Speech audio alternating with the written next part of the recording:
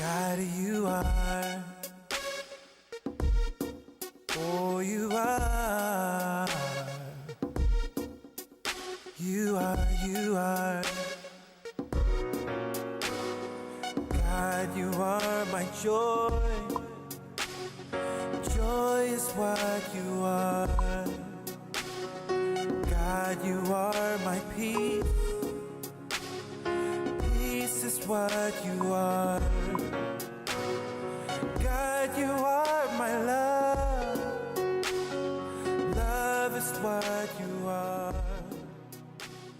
God, you are my joy.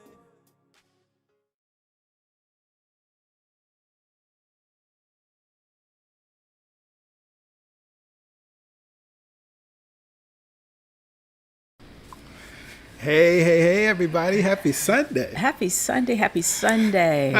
It's good to see you all. It's good to be here with each and every one of you.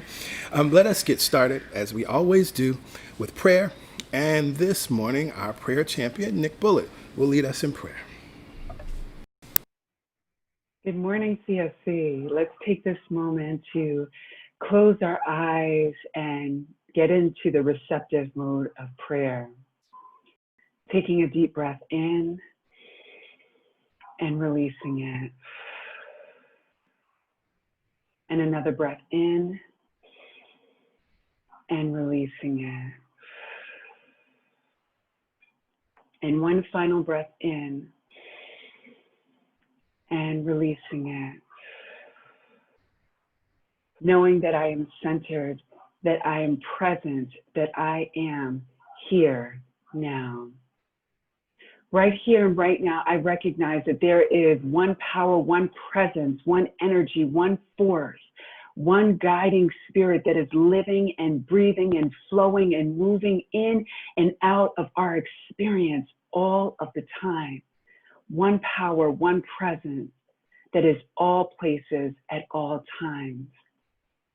All power, all presence, all life, life itself, called by so many different names, but I choose to call this presence God. I choose to call this presence infinite love and light. I choose to call this presence all-encompassing spirit. And I know that I am connected to this one presence. I know that I am enveloped with this one presence. I know that this one presence is all around me, in and through me. And as I know this to be true for myself, I know this to be true for each and every person in this world, each and every person in this time experience. I know this to be true for all of the world. And as I know this to be true, I know that I am connected to this day. I know that I'm connected to this service. I know that I'm connected to the experience that is coming and unfolding before me. I know that today is a good day. I know that there is a message that we are to receive in this series. I know that there is a message that is unfolding through the pastors. I know that today's message is blessed. I know that whatever is meant for us to receive, we will receive it. I know that whatever is meant to integrate into our being, it will unfold easily and effortlessly. I know that this day is blessed.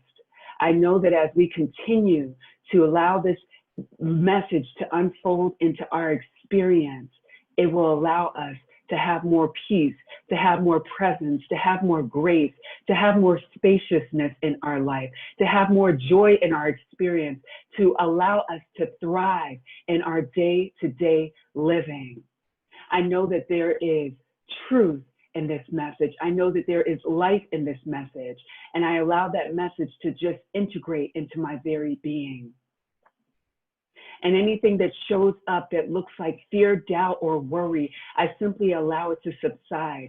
I allow it to not integrate into my body, not integrate into my being. I allow it to be what it is, just as a cloud floating by. And I tap in, tune in, and connect to the truth, knowing that it is, knowing that it is. And I simply release this prayer back into source, back into cause where it is already met and received with thanksgiving and praise. And together we say, Amen, Ashe, and so it is. Amen. Ashe, Ashe. and so it is. So it is. So it is. Well, of course, we have some wonderful things to get into today. I don't want to waste any time. Of course, we have a few announcements, so let's dig into that, and then we can get into the reading and the chapter for today. So let's see. First things first, we cannot let this day go by without acknowledging and sending love and showing love to all of the fathers, to all of the father figures. Yes, yes. Loving and honoring this masculine energy, loving and honoring this energy that protects, that provides, this presence that holds us down. Yes. We love our dads. Shout out to all of the brothers that are connected here, all of the dads. I see you, I love you, I honor you, I respect you. Yes, and you are appreciated. Yes, yes. Yeah, beautiful, beautiful, beautiful. Another important thing to note, today is the third Sunday, which means it's God Talk Sunday. God talk, God talk. So today at 1 p.m., we will be holding the God Talk. It will be via Zoom. It's private. And so if you're on our mailing list, an email went out on Friday, our weekly email, and the information to connect is in that email. I also set up an email that should have gone out just a few minutes ago. So if you're, again, on our mailing list, then another email went out with this link to make sure that everybody gets it, because there have been some confusion. If you are not currently on our mailing list, then use this information right here, or right here, wherever it is on the screen. Use this information and text the word welcome, just the word welcome. Don't add anything else. Don't add a signature or a hello or any of that. When you do that, then you will get a prompt. Add ourselves to your mailing list. You have to give us your email address in addition to your phone number, and then you will receive an email with that Zoom link. So what is the God Talk? What is the God Talk all about? It's a open forum, a safe forum where you are able to ask questions.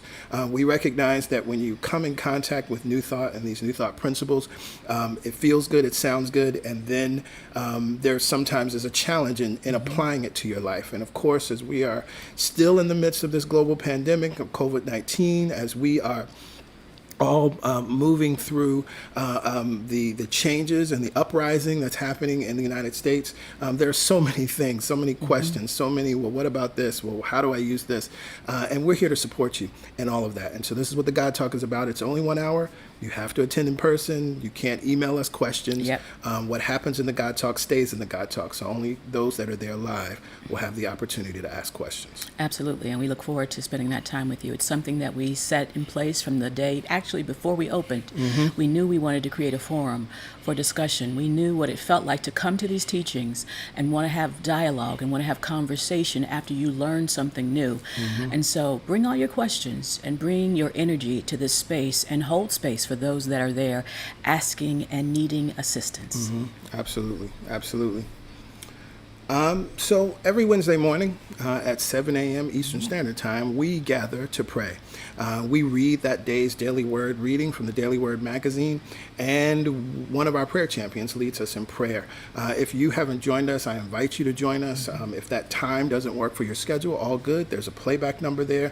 You can use that playback number and listen to the most recent prayer at any time, 24/7. It is available to you for that very reason, because we recognize that there are an infinite number of reasons and an infinite number of times that we need to tap in and connect in to the vibration of prayer, affirmative prayer, knowing the truth. Yes, knowing the truth.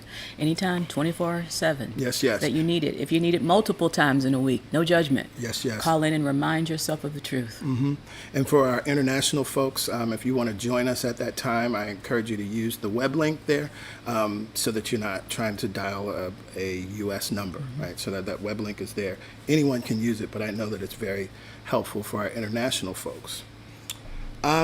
The other thing is, of course, we recognize that you may have prayer requests, as there are always things showing up in life, not just because we're in a specific time, but if you desire for PY and myself, for the prayer champions, to hold and know the truth with you. You're going on a job interview to hold and know the truth with you. You're going to have surgery to know and hold the truth with you. You're starting a new business to know and hold the truth with you. There's something going on in your family or with your family members.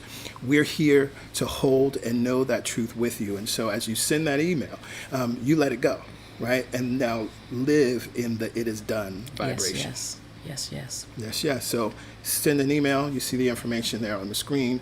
Prayer Champions at CelebrationSC.org. Yes. When you hit that send button, make sure that you actually physically, vibrationally let it go and know that it's done. Absolutely.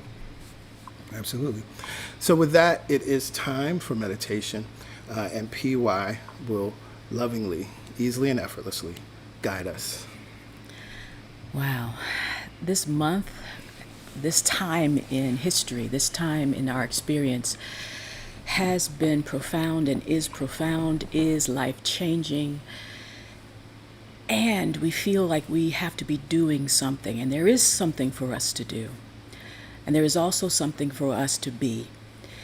So in yoga, there's this understanding that there's a balancing between efforting and the ease, between putting ourselves out there in a formal sense or in an energetic sense, and then the ease of relaxing and allowing change to happen within us and change in our world.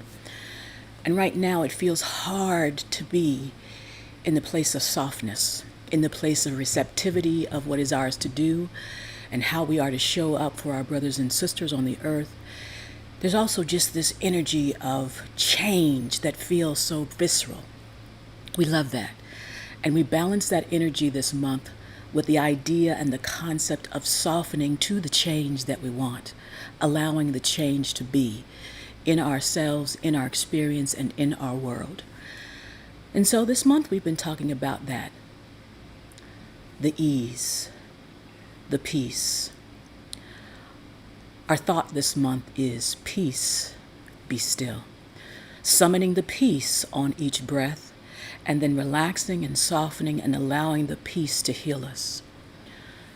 When we sleep at night, something beautiful happens to our body. It gets restored. And when we call peace forward and we relax and allow peace, something within us gets restored.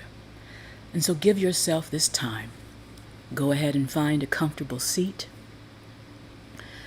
Whether you are on your sofa, in a chair, on your bed, wherever you are, go ahead and settle into that seat. Maybe you move around a little bit just to find the proper balance of your body. And go ahead and just relax, feeling the chair or the sofa or the bed beneath you, and know that you're held, and it's okay to soften. With that knowingness, let's close our eyes. And as we close our eyes, we release any judgment of where we have been or where we need to go.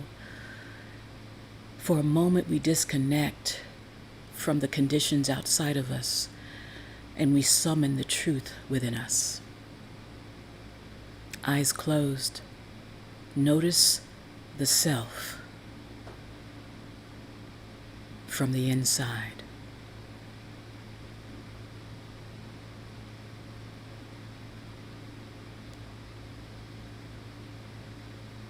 And notice the breath, wherever it is, right here, right now.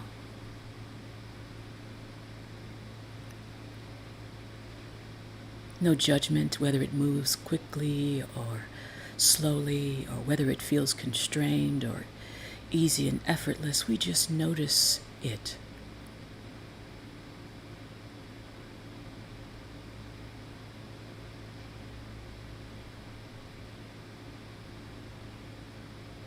And with each round of breath, we notice a subtle opening, a softening.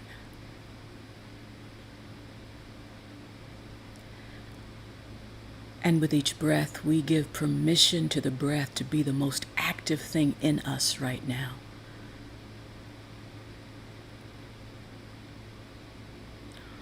On the inhale, we feel the energy of the breath. And on the exhale, we feel the softening, the opening, the allowing.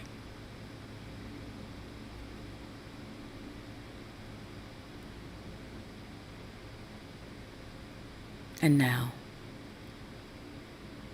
let's assist the breath. Let's concentrate on the breath. Let's energize the breath a little more as a collective force on the earth. Inhale through the low belly now. Inhale. Hold it there. Open the mouth and release and make way for the softening.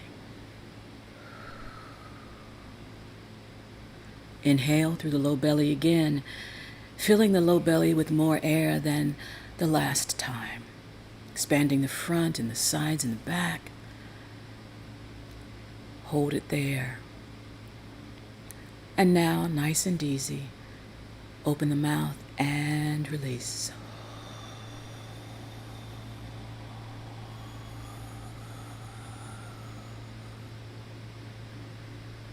Gaining more power, more strength, more energy. Inhale all the way up through the rib cage now, expanding the ribs, expanding the front, expanding the back, making room for the lungs to be full. Hold it there. Open the mouth and let it all go.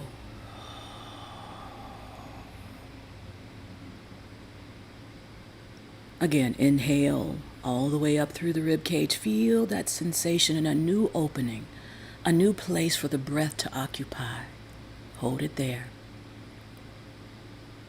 Open the mouth and release. Soften.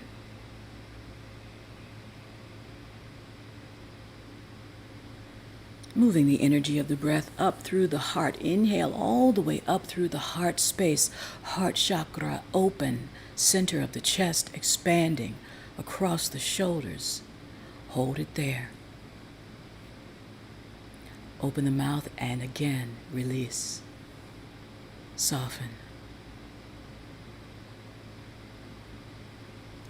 Inhale all the way up through the heart again.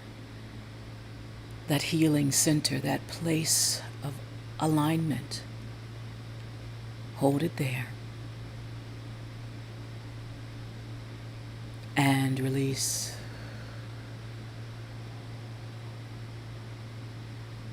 One more time, inhale all the way in and up, just noticing as we take the full breath, the body is signaled to relax. Inhale all the way up. This time, close the lips and exhale slowly through the nose. Beautiful. This will be our form of breath and breathing. This will be the balance of effort and ease for our meditation. We focus on the ease and let the breath do the efforting for us. Take a few rounds on your own rhythm. Find your own balance here.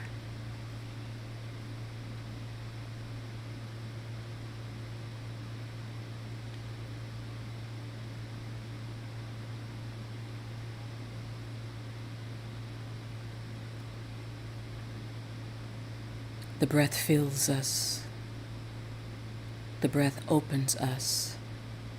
The exhale relaxes and softens us to divine wisdom, ease, and peace. Now bring our focus as this breath continues to flow to the feet. Relax the feet. Maybe you spread the toes. Relax the heels.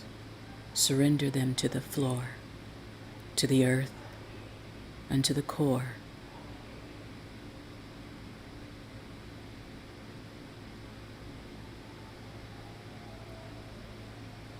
Connected and open at the same time. Energy now flows up the ankles. Relax the ankles.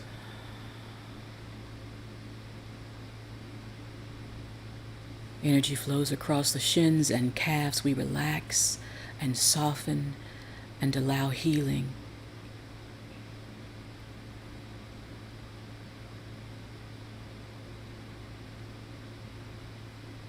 This energy within us cannot be extinguished.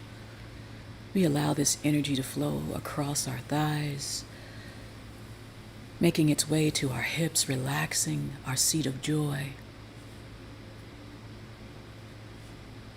Relax the hips, relax the glutes, relax the thighs.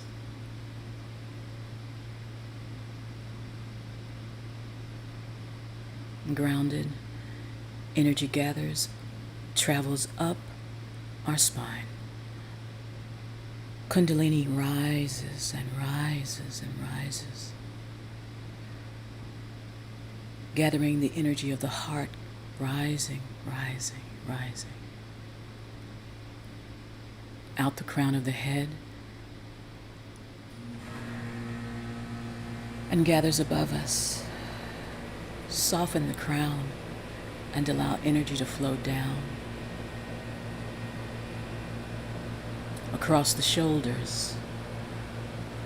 Relax the shoulders and shoulder blades. Down the arms, out the fingertips.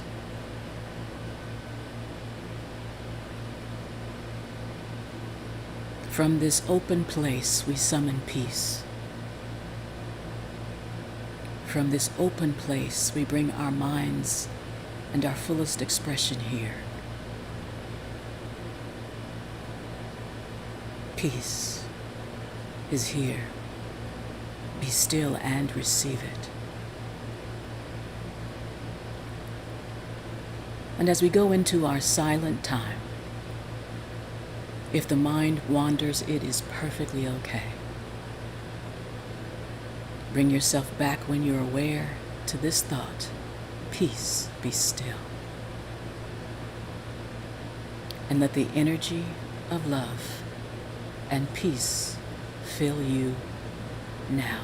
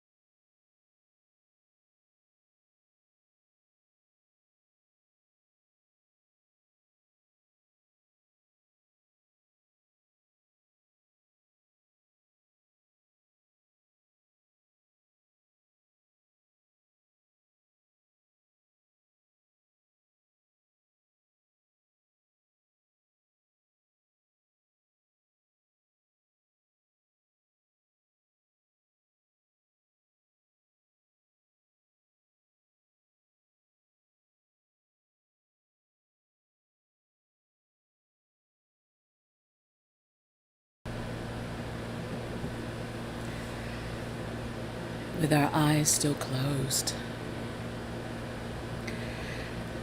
we notice on the inside an open heart, a balanced sense of self,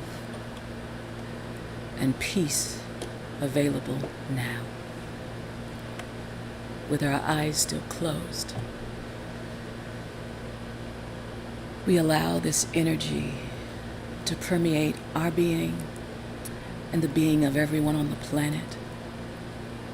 We allow this energy and this love to be sent out to the masculine, to the fathers, the father figures. And with an open, softened place, we give and receive this love now.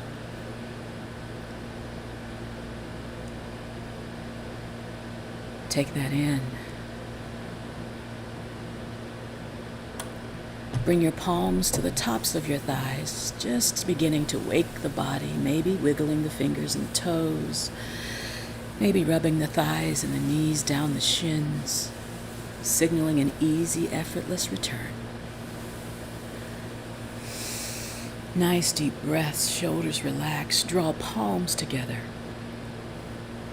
Lightly, just touch the thumbs into the sternum right there at the center of the chest, feeling.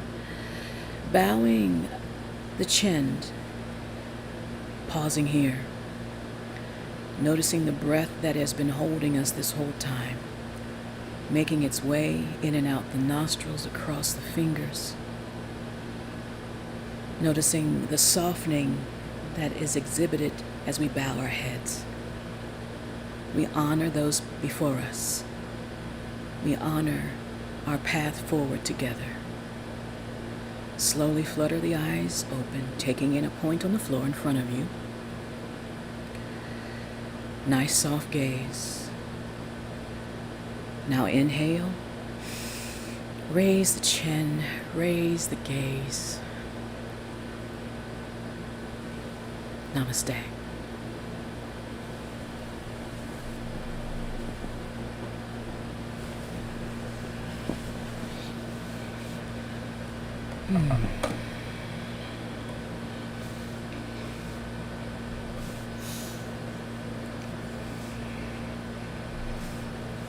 Yes, yes. Namaste. Thank you, PY. You're welcome. Much appreciated. Much appreciated. Well, we're going to get into today's chapter on the money enigma. Let's get into it. First things first, for those who may just be joining us for the first time, what are we doing? What are we studying? We are studying Spiritual Economics by Eric Butterworth. Here's the book. Here's what it looks like. Please get it. Get both versions. When I say versions, if you get the audiobook, make sure you also get the text, because there are pieces that are missing from the audiobook that I think are very important. So that's what we're studying. If, as you're reading the book, you have questions or you want clarity or you want some insight, when you're moving on to the next chapter, send us an email to truthsunday@celebrationsc.org, and we can incorporate those questions into what we discuss next week, right? So with that said, let's get into the text. The money enigma. And get into what this chapter is all about.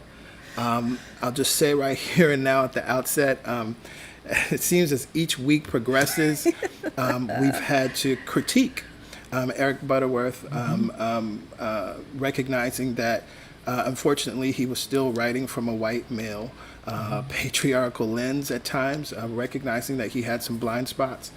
And it's important, incredibly important, as I was talking when we were on the radio show this week, this is one of the things that we must do in New Thought, to really become self-critical and not just accept things at face value, particularly when it's a beloved teacher, a powerful teacher, someone whom we love and who has given so much to the movement. And yet, again, there are some glaring blind spots. So unfortunately, there's a lot that we have to call out and critique in this chapter. At the same time, the underlying points about money, and that we need to develop a different understanding of money, is very important. I'll also say, I guess it's probably a good time right now to talk about it, because we read this many times over and over in the text.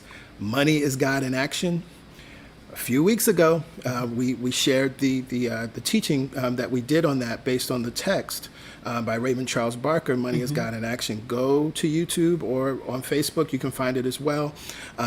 Go there and check it out, because that will add more context. Because if you hear a term like that, money is God in action, and it sounds blasphemous, it sounds crazy, Right. It sounds weird, particularly when we see money can be used for even bad or seemingly evil purposes.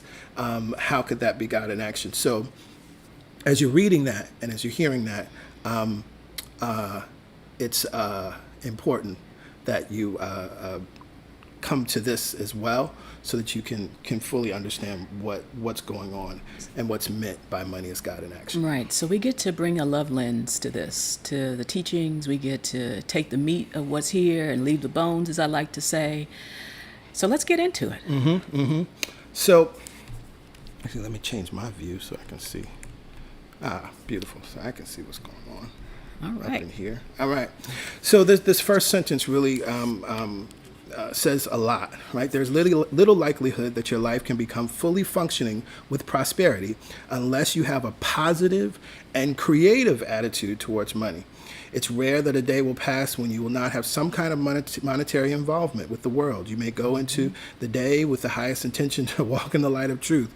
But if you have not resolved the money enigma, you quickly lose your lofty awareness the moment you dip into your wallet, right? It's very important. And it's interesting. What do people worry about most, according to this survey? Money. What makes people the happiest? Money. What makes people the unhappiest? Money. Right.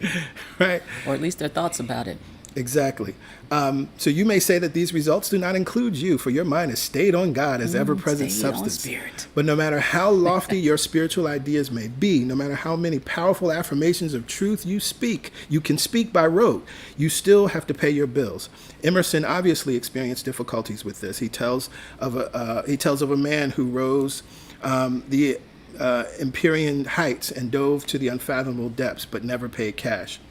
This chapter is included in the prosperity study, full well realizing that there are some persons who think it is sacrilege to talk about money in a spiritual context, right? So this is the first piece, and I recognize that so many people, this is a healing moment right here, because we've been taught that money is the root of all evil. It's a gross misquote of the text, and this is what Butterworth gets us to understand, that if we actually go to 1 Timothy 6:10, it says the love of money is the root of all evils, right? And it's interesting for our Bible scholars, if you look a little deeper into that text, the love of money, that phrase, that English translation, there's one Greek word there, philagoria, right? Now, one of the things that's beautiful about Greek, anytime you see phil, P-H-I-L, you know that you're talking about love. This is like our English word philosopher, lover of Sophia.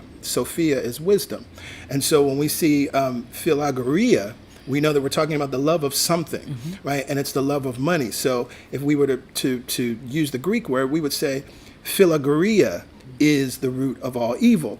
Now, it's interesting, again, when you go deeper and look at that Greek word and look at that definition, philagoria means love of money or avarice. And that word avarice means excessive or insatiable desire for wealth or gain. Synonyms are greediness or cupidity, which also means, cupidity means an inordinate, unnatural desire for wealth beyond what makes sense, right? So it's very important. We could even just whittle it down and just say greed is the root of all evil.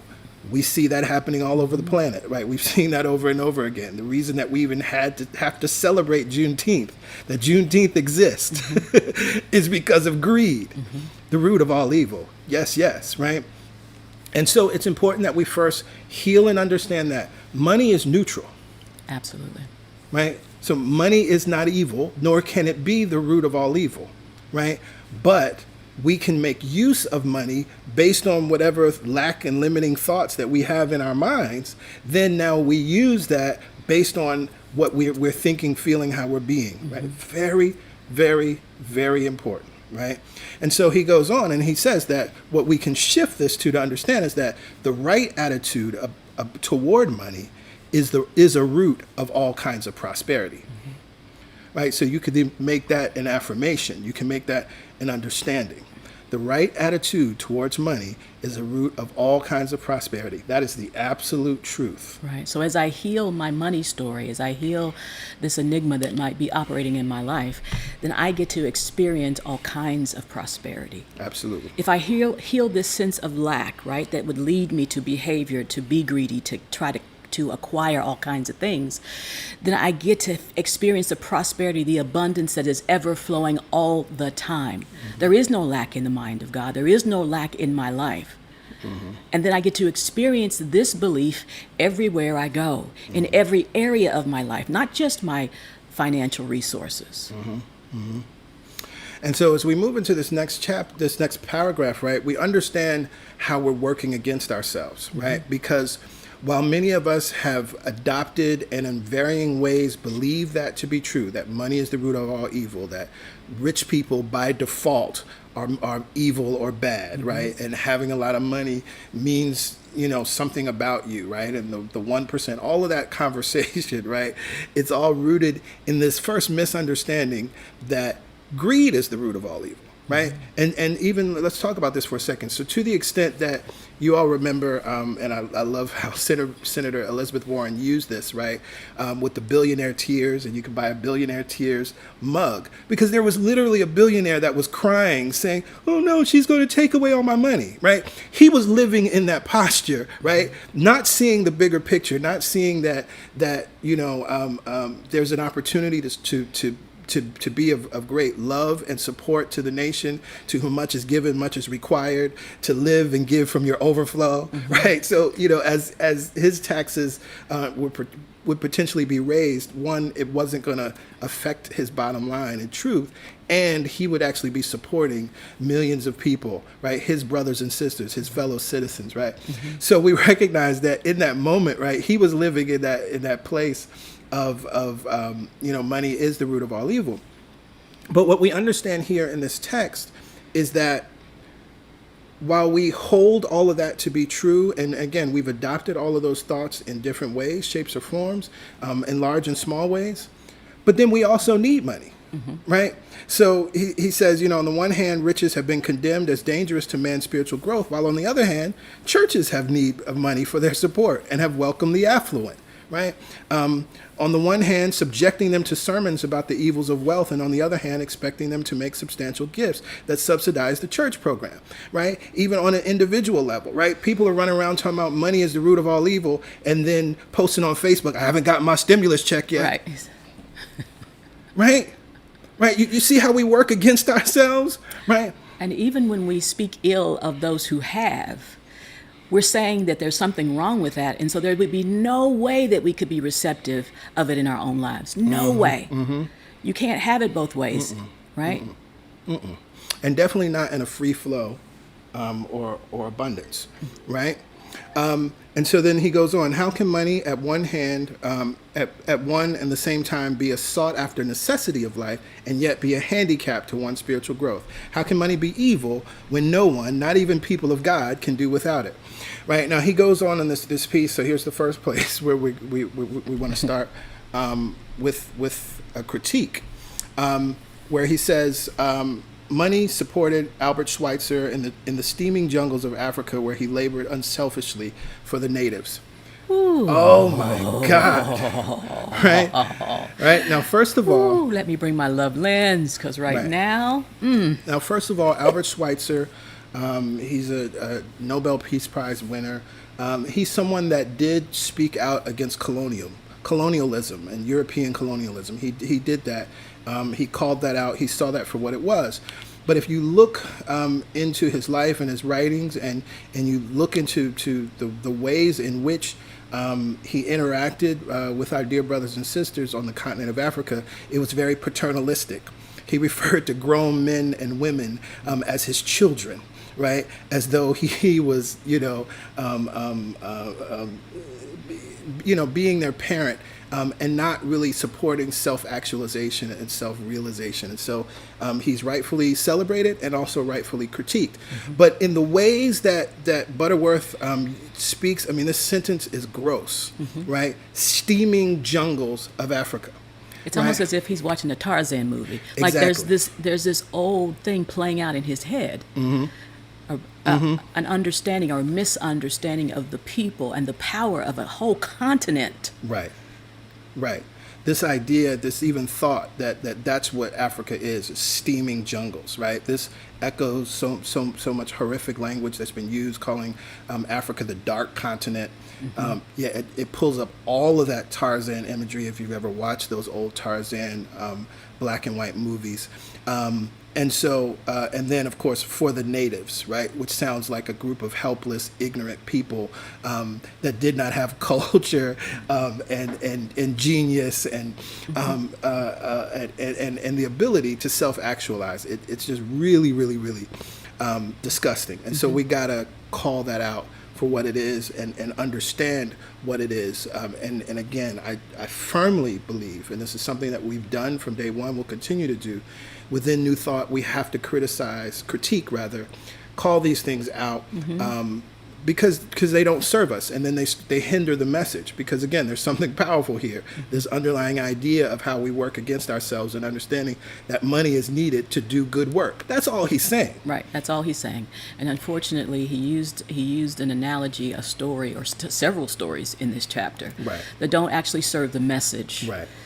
They impact the message in a negative way. Right. And it all comes, we all have a conditioned mind, right? We all have experiences. And no matter how spiritual, unless we really become really aware and conscious of what we're saying in new thought, we will continue to view the world through that conditioned mind. We can say, oh, I don't see color, but then we write things like this. Exactly. So we've got to reconcile. There's another enigma that's operating in new thought. Yeah, maybe we need to write that one. Yeah, maybe we do. Yeah. And so he goes on, he uses Gandhi here again, speaking of Gandhi in a way that I think is belittling. Gandhi in his extreme poverty, going about the land of India with his loincloth and a little spinning wheel, giving the image of abject poverty, required a lot of money to care for him and his entourage. One of his followers said, it takes an awful lot of money to keep Gandhi living in poverty. We go on, and of course, we recognize, and this is very true, even Jesus and his disciples were supported by money. One of the things that's very important that he highlights, and it's something that I've highlighted in the past, Jesus' ministry was largely financed by women of means, right? And this is even where the story of the woman with the issue of blood comes more interesting, because at the point that she meets Jesus, she has spent all this money with doctors. There's no way that she could have done all of that except she was wealthy, right? A woman of means.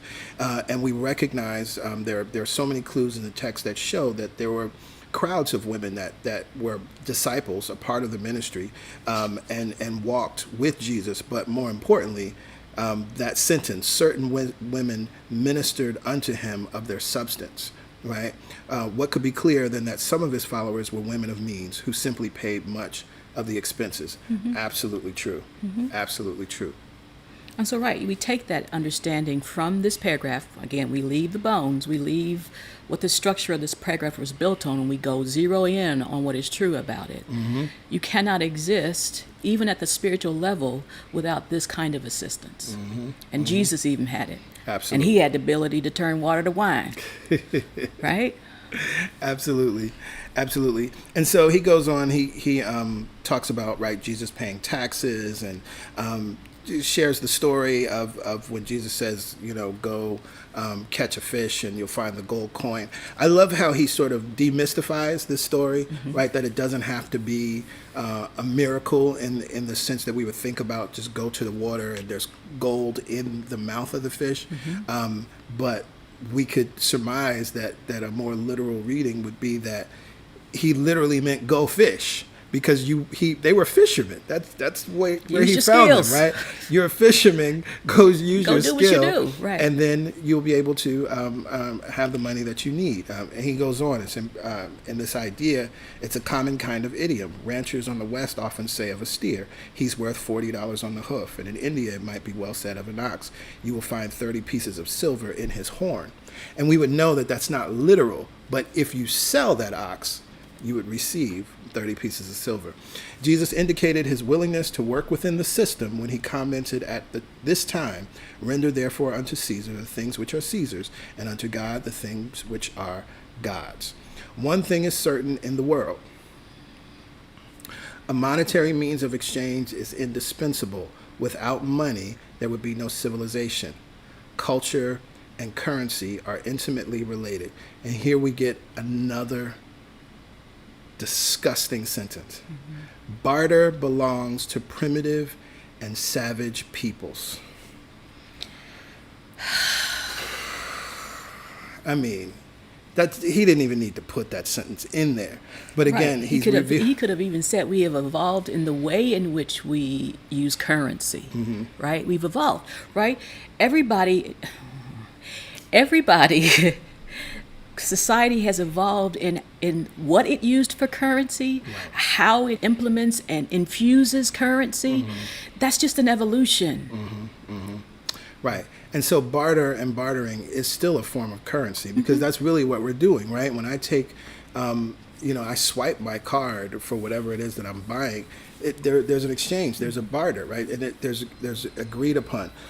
So this idea of primitive and savage peoples, right? Are there any peoples that have ever been savage, right? Right. So they have like, been the who are people you of their referring time. to? Right. They've been the people of their time.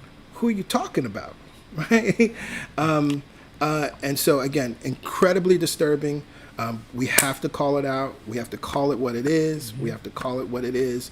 And it's so unfortunate that he held these blind spots. And even this version that we have is a newer edition.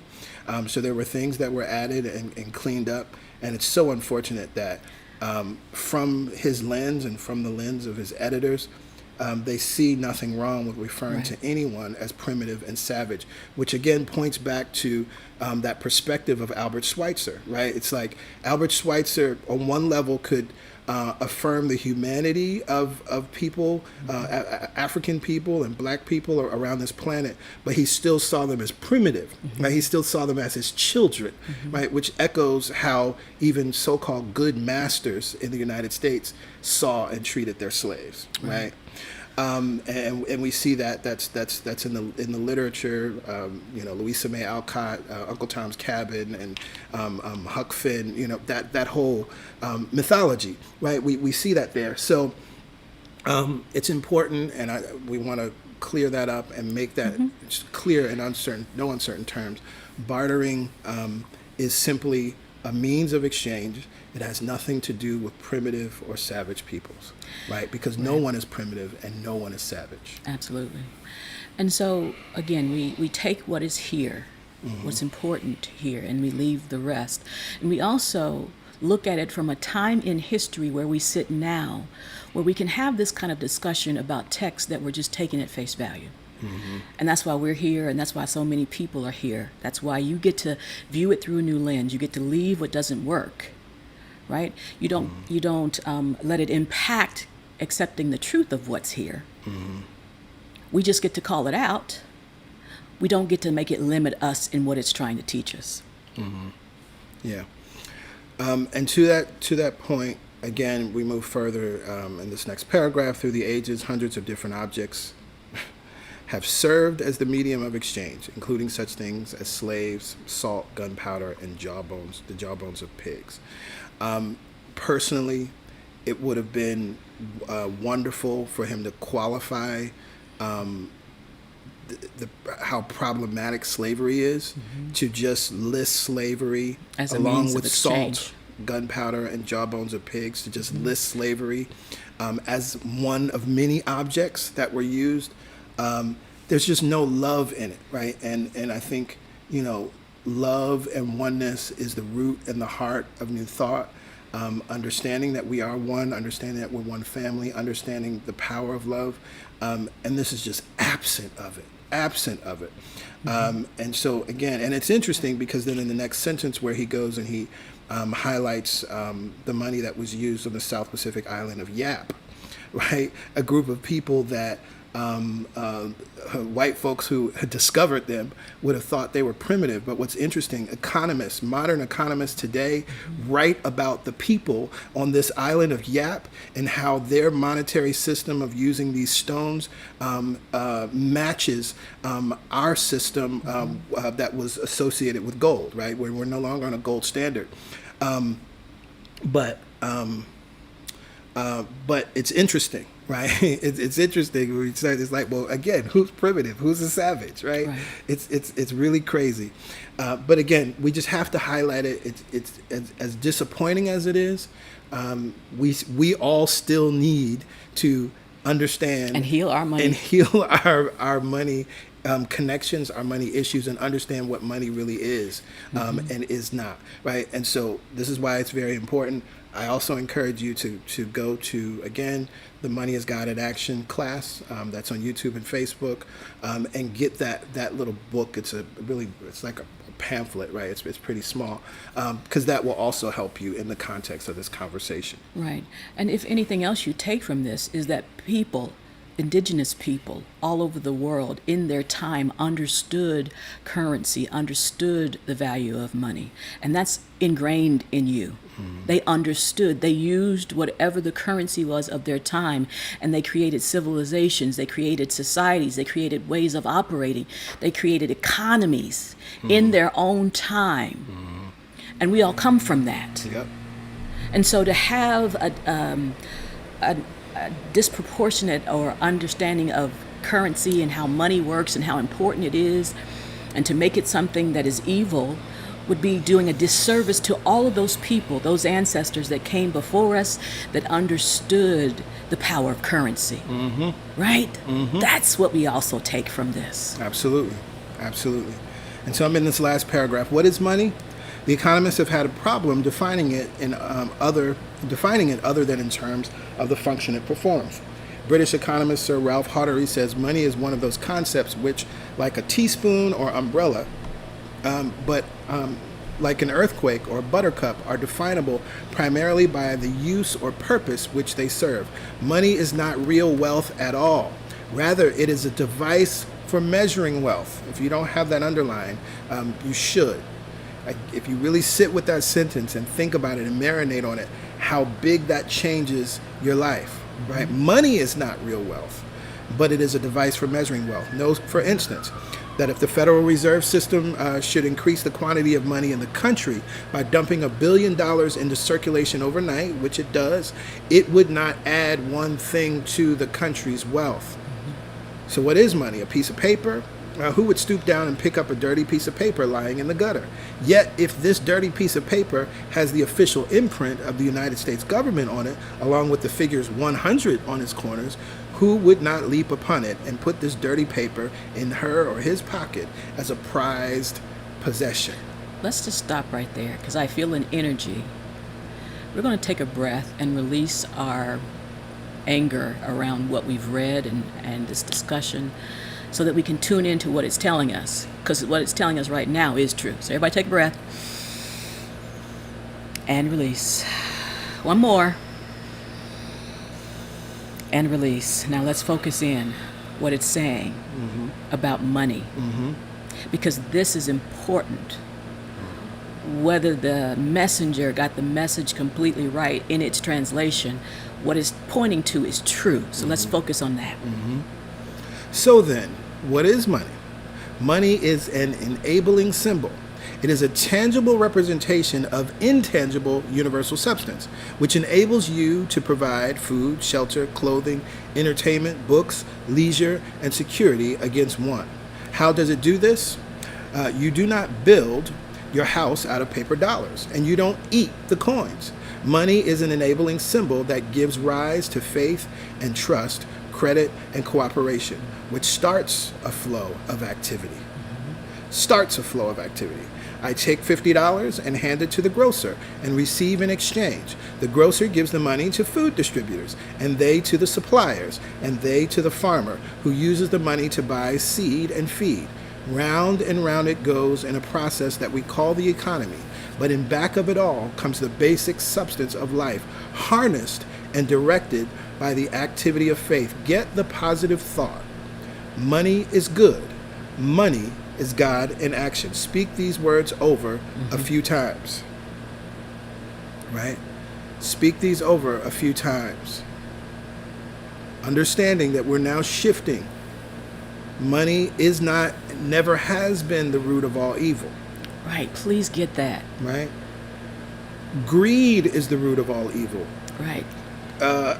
Avarice is the root of all evil, right? Cupidity is the root of all evil. That's what the love of money is. And I guess I want to be clear. When we talk about the love of money, we're talking about, this insatiable, inordinate desire for wealth, right? Desiring wealth in and of itself, that's not a bad thing.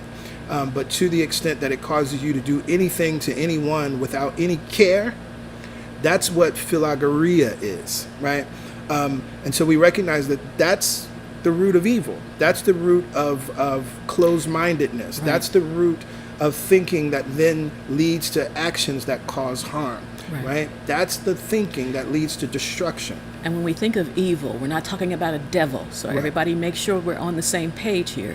We're talking about this sense of separation that causes people to act outside of love, to act outside of their true nature, to act in desperation. The billionaire that's crying billionaire tears has an identity associated with his money. And that idea of losing it scares him to death. Exactly. Instead of saying, oh, wait, there's more here for me to learn and to receive and to give. There's a deeper understanding of who and what I am. Where this wealth comes from is what I want to focus on now. How to make sure that everybody understands their value. That's where my focus is now.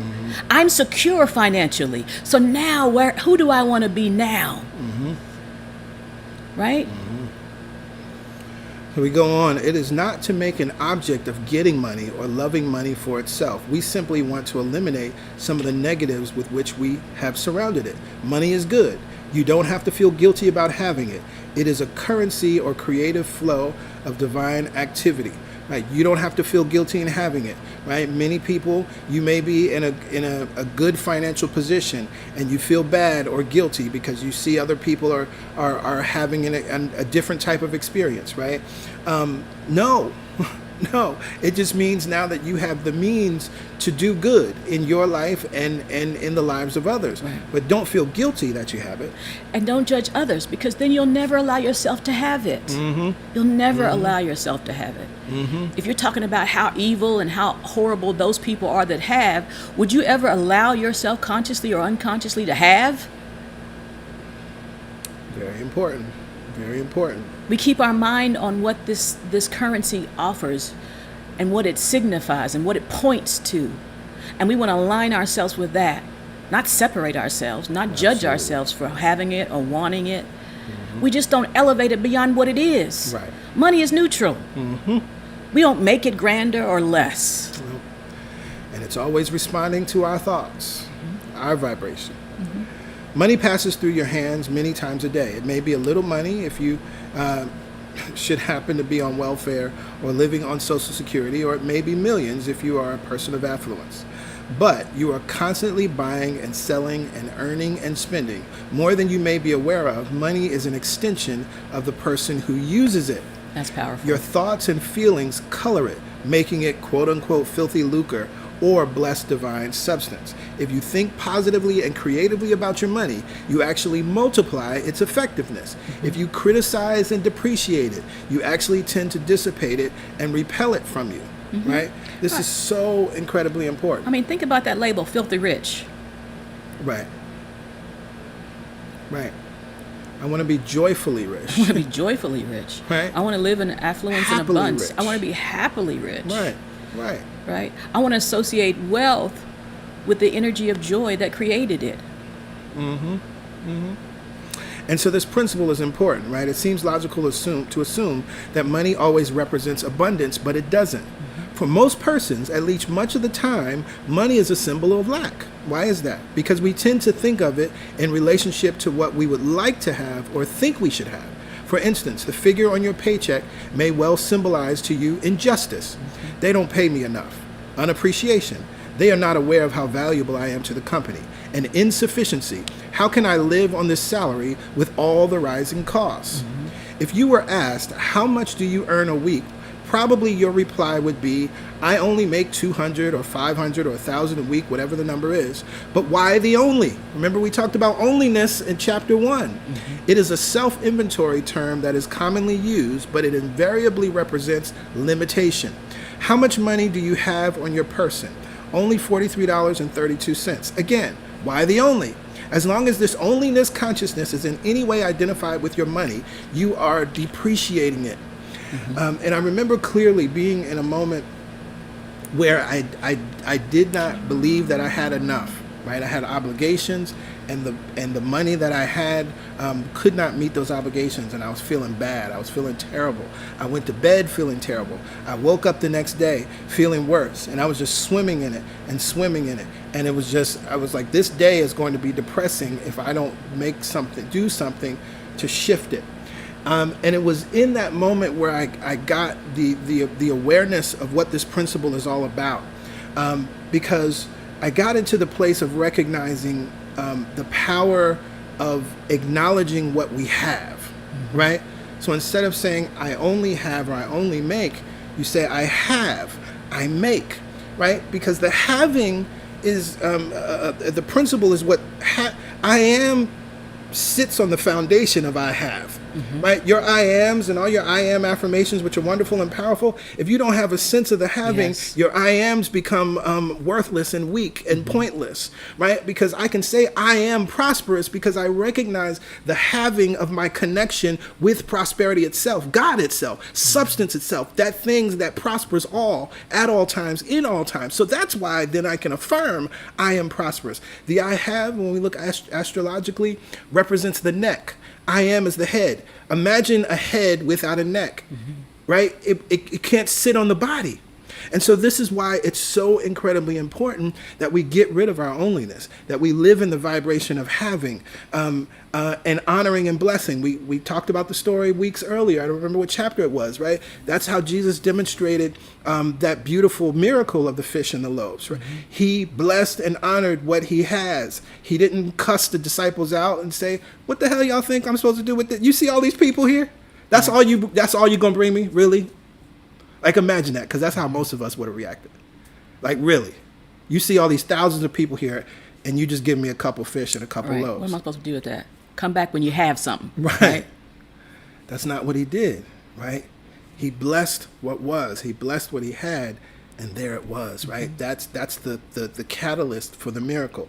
And so this is incredibly important, that we get this in our consciousness, that we get this in our mind, because this part alone, right? It even goes to, I mentioned the stimulus checks, right? People were poo-pooing and criticizing the $1,200, right? Now, of course, we recognize that, $1,200, one $1,200 check does not necessarily meet all of the monthly needs of a family, of course, or most people. We get that. But how you speak about that $1,200 will change your experience with it, right? I only got $1,200. They only gave us, right? Because he talked about it: unappreciation, insufficiency, injustice, right? And if you just apply it, if you take it beyond just your money, what do you think about your skills, your gifts, and your talents? Well, I only went to school. I only can do. Right. It's the same principle. It's the same principle. And if you think only insufficiency about your gifts, skills, and talents, and your money, you're gonna be in a hard place. Right. Right. Now, here we look at it another way. Take stock of all your references to money. It is often about some financial commitment.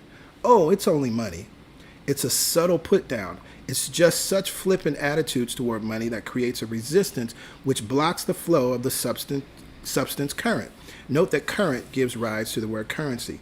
Have you ever noticed the grim expression on people's faces as they go to their purses or wallets for money to make a payment?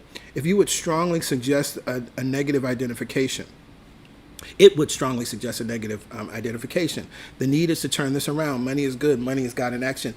I had an appointment last week at the optometrist. Shout out to Dr. Chang. We love Dr. Chang.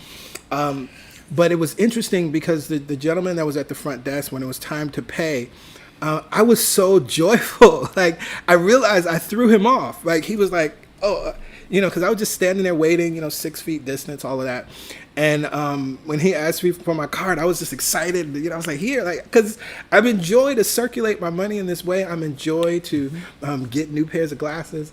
I've enjoyed the affirmation of my health through my annual exam.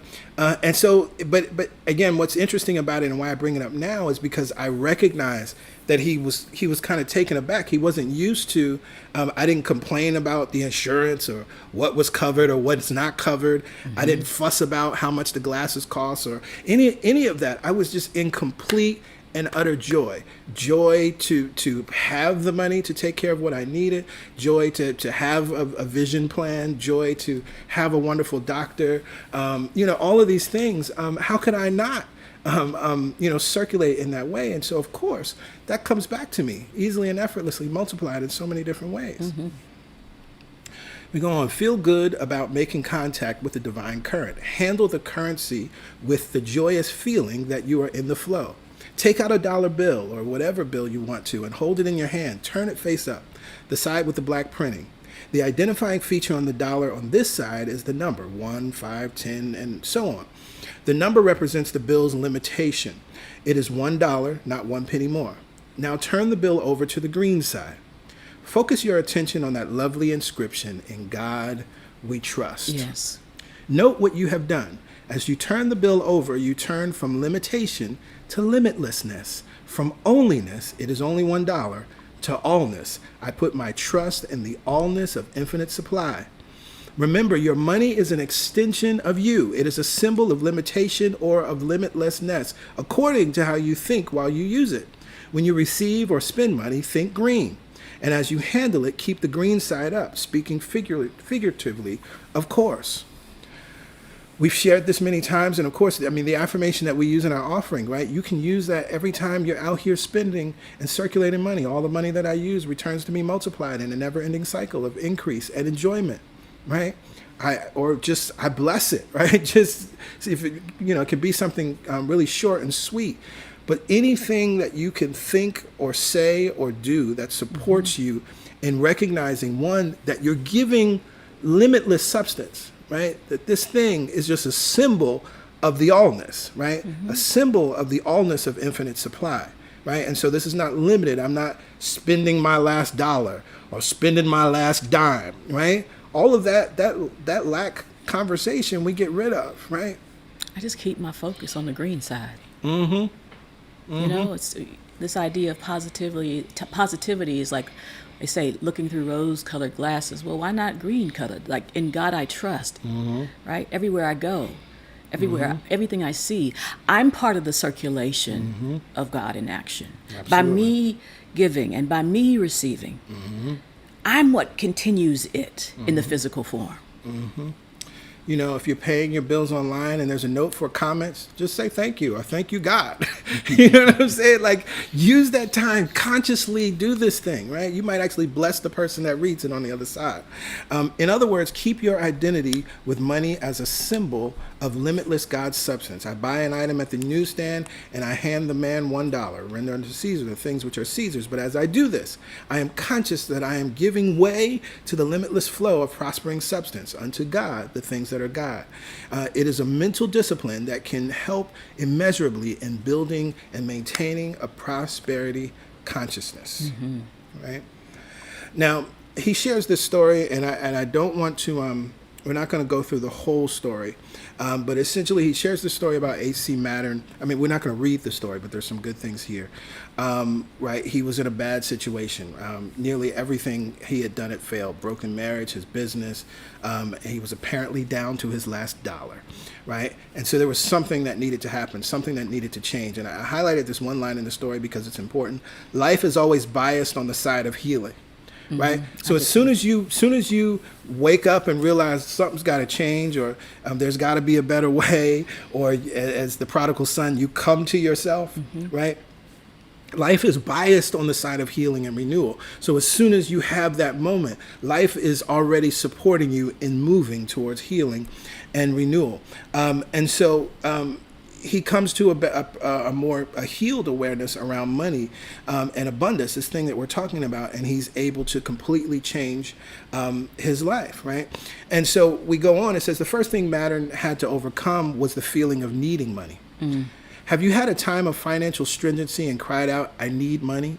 It is a confusion of priorities. More importantly, you need faith. You need a flow of creativity. You need ideas, right? Let's take that in, y'all. All the time, you're like, I need money. I need to pay this. I need. Now, what you need is faith. And what we talked about is focusing your faith. And in this way, you're focusing on what you have.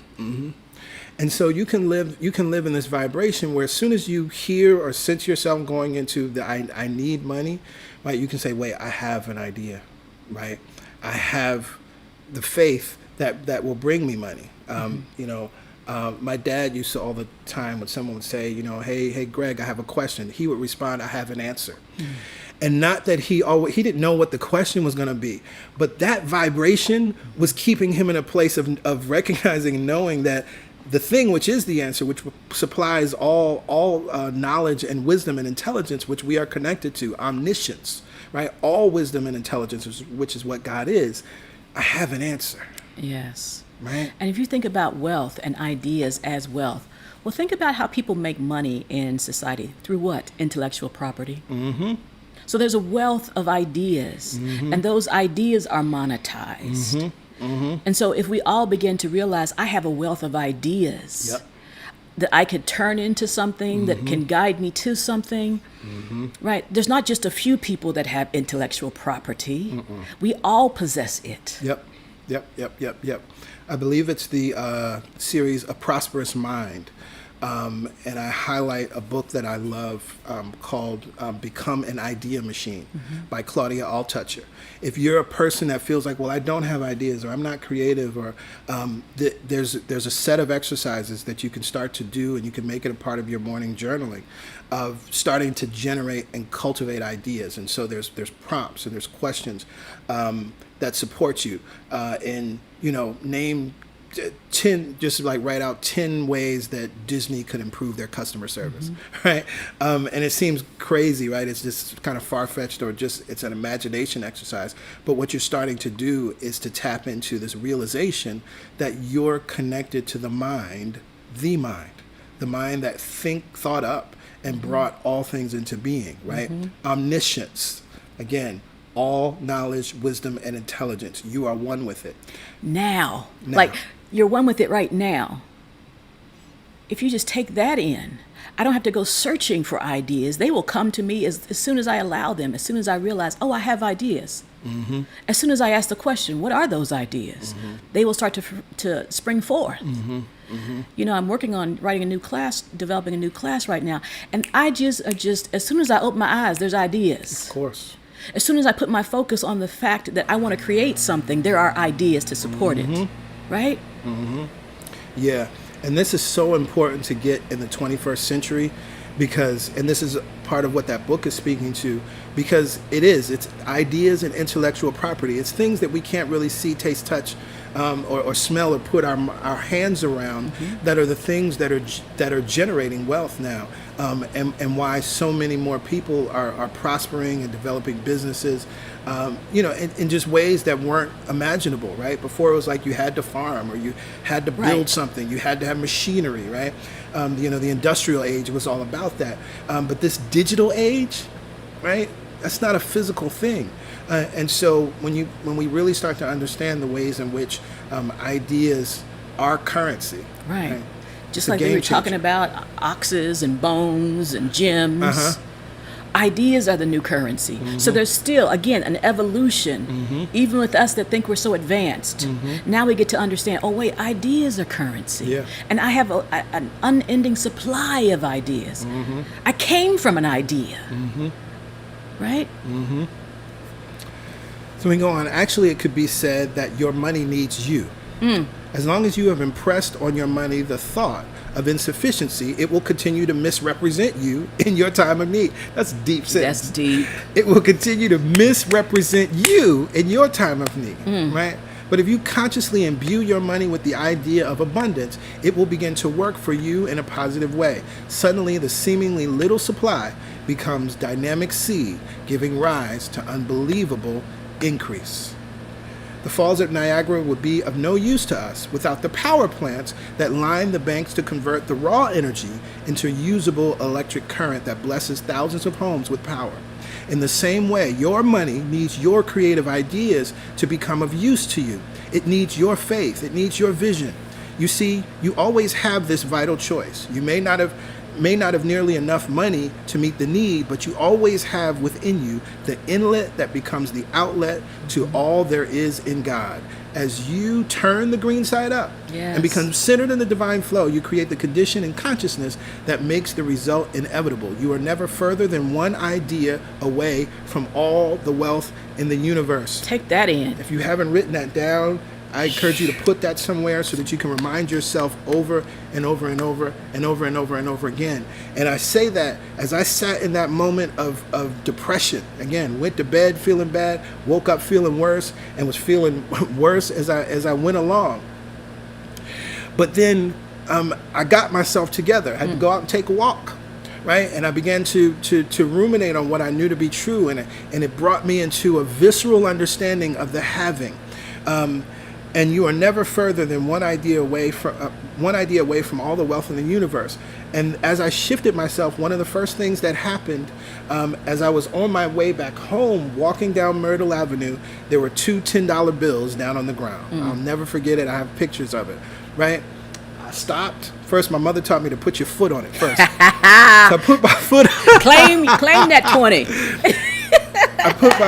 I put my foot on it. I looked around. There was nobody in sight, right? I would have happily given it to the person that seemed to have lost it. I grabbed those two crisp $10 bills. And that was evidence of my own shift, right? Not that I needed external evidence, but I had already changed my mind and changed my thought. And so I had to experience it outside of me. And then when I got home, then an inspired idea came, an idea that had been there all the time. I was like, why in the hell did I think about this? If I had thought about this the day before, I wouldn't have gone to sleep sad and depressed. Right. I wouldn't have woken up sad and depressed the next day. But that idea came, it turned me on, and literally, I shifted. I was one idea away from all the wealth in the universe. It's real talk. It's real talk. Prosperity books use as examples tycoons such as Henry Ford and Andrew Carnegie to illustrate how you too can become a millionaire. The fact is, these people did not set out to make money at all. In each case, there was a sudden or progressive unfoldment of an idea, which in turn was translated into automobile plants and steel mills. The real substance that made it all possible was ideas. Ideas are the flowing forth into mind of the wealth of the universe. So what this also means is that then we should never speak negatively about our ideas. Yes. Right? We shouldn't have a flippant attitude about our ideas. Right. Oh, that ain't nothing. Right. When we understand what it is, the real, again, because ideas progressively unfold and then become something large, something huge, something amazing. You know, I love thinking about the life and the current manifestation of Oprah Winfrey, right? But the current manifestation of Oprah Winfrey started with an idea of a little girl who loved to read, who loved to speak, and ultimately wanted to be on the news, right? A news anchor. Right? That idea was like the seed that had not fully formed yet. Everything else that she has become and experienced and expresses right here and right now was all in the potential of the seed of that idea, but it didn't look like it. And if she had just looked at that idea and spoke of it as though it were nothing, or did not have those in her life who supported her and given those speeches at church and the recitations, yes, the and all of those sorts of things, right? Then she would not have then had that. That's the water, that's the sunshine, that's the nutrients in the soil that then supported that seed, which is her life, to become what it is now.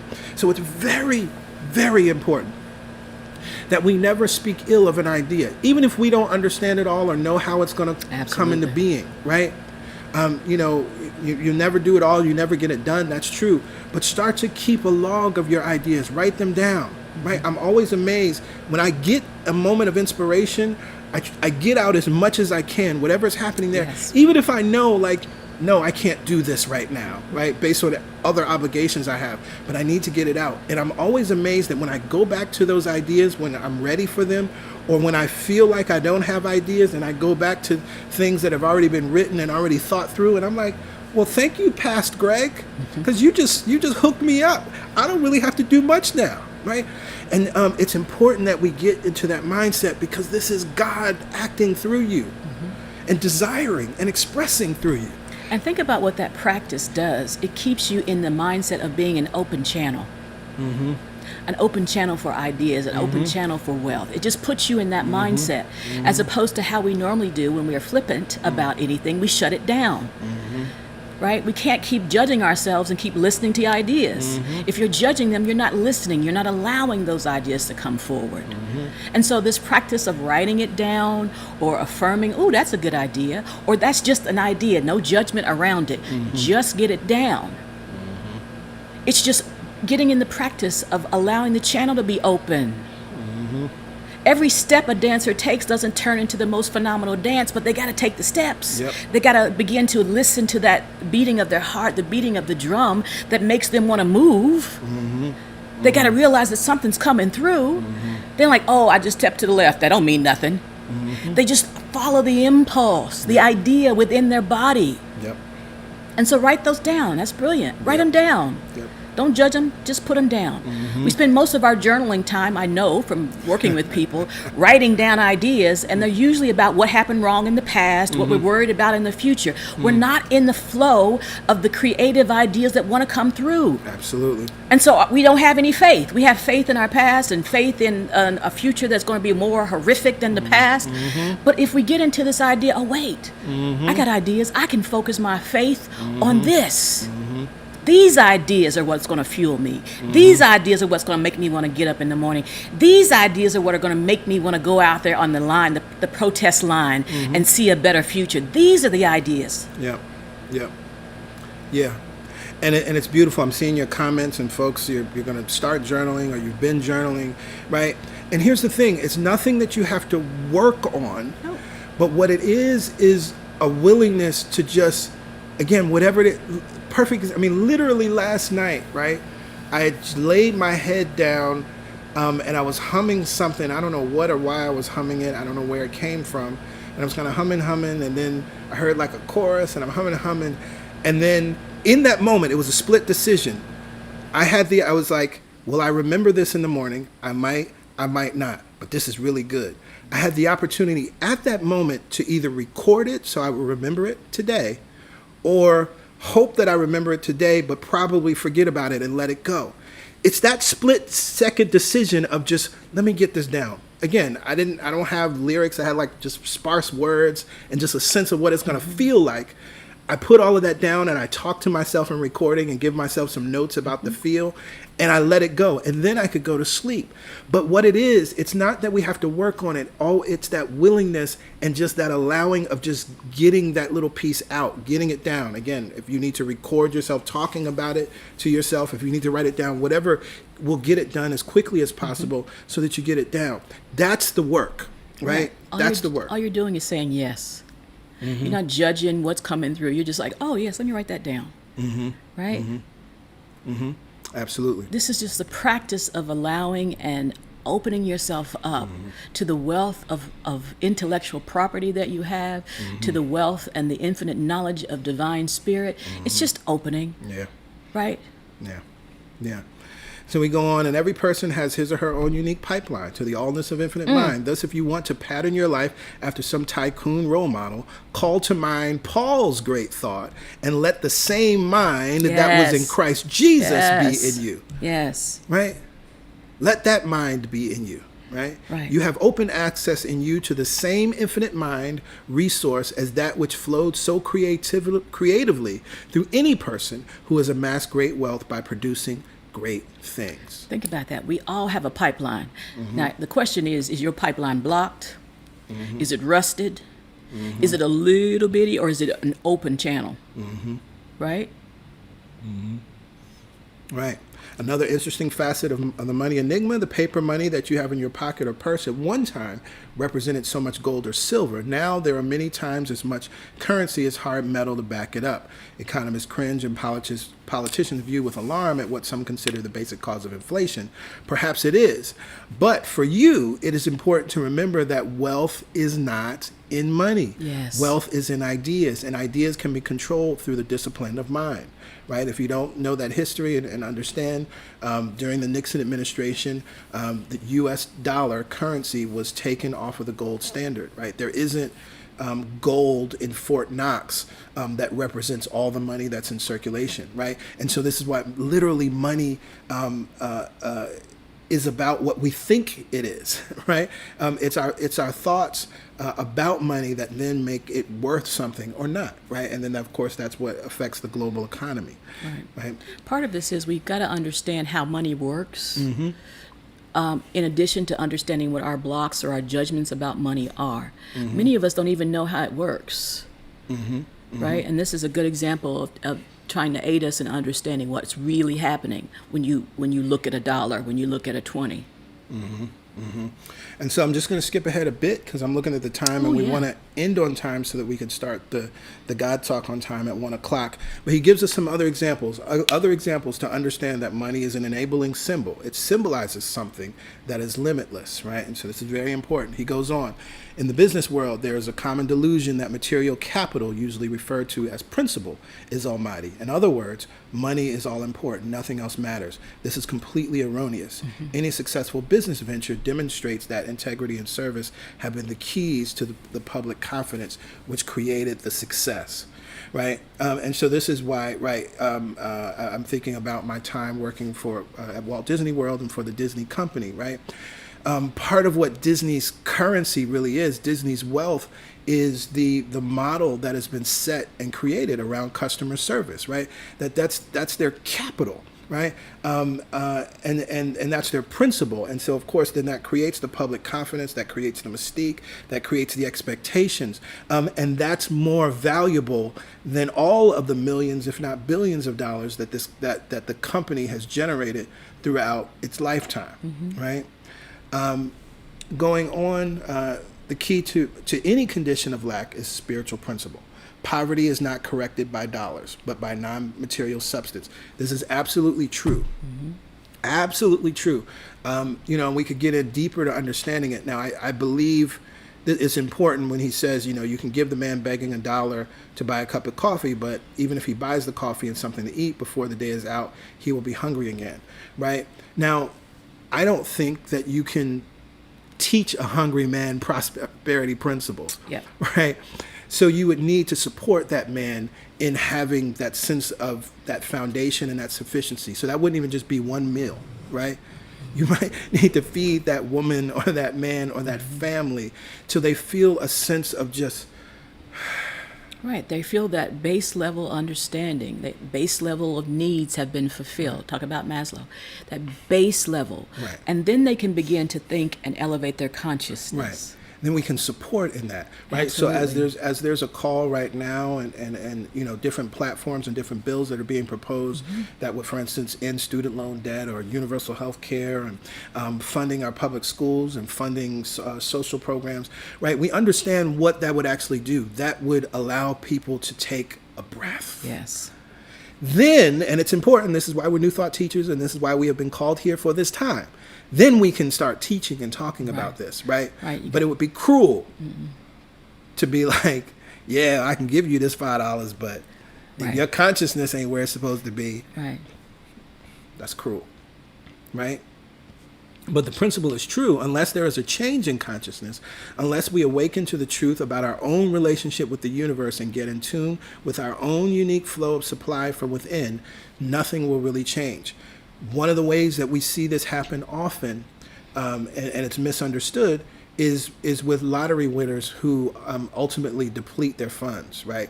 And so, again, going back to that, it's still rooted in that money is the root of all evil kind of thing.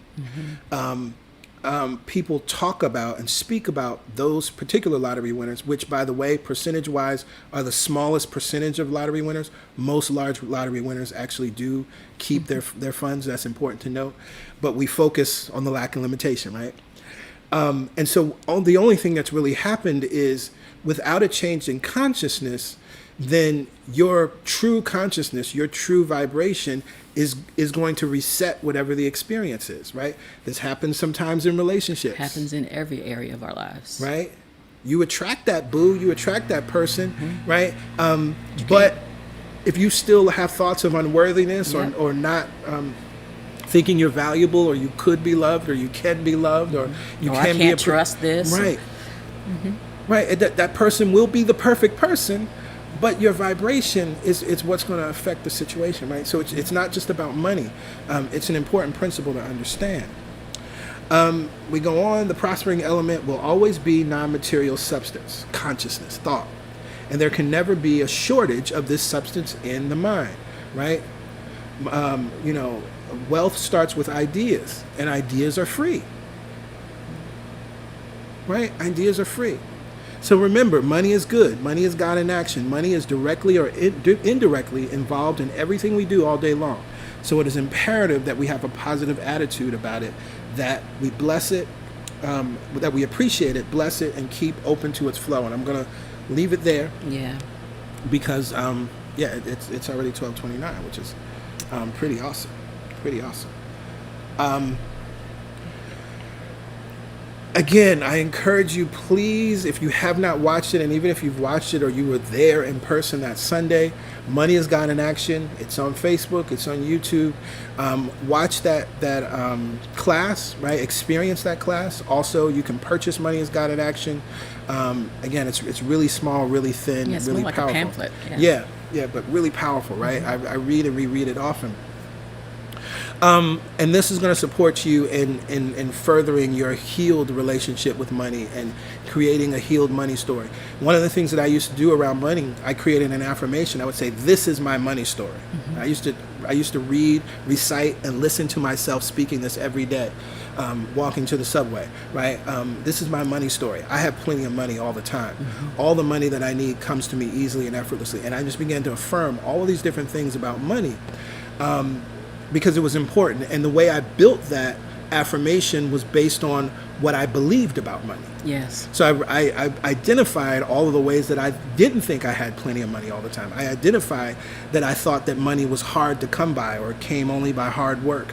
I identified that I limited that money can only come to me through paychecks, and all of these other limiting ways. And so that's how I crafted the affirmations. This is my money story. Right. Most of us are stuck in our origin story about money. And Mm-hmm. it might not even really consciously be our story. It might be our parents' story, our grandparents' story, right? And so we've got to craft a new money story. Mm-hmm. Mm-hmm. We've got to. Mm-hmm. Right? Nothing wrong with where you came from, right? Nope. Most of us are hesitant to accept a lot of wealth or prosperity in our lives because we think we're doing a disservice to those who came before us. Yep. We're not. We're elevating the story. We're changing the narrative. Mm-hmm. We're moving beyond the origin to a new money story. Yes. And so before we get into giving, I just want to make sure that you see this again on the screen.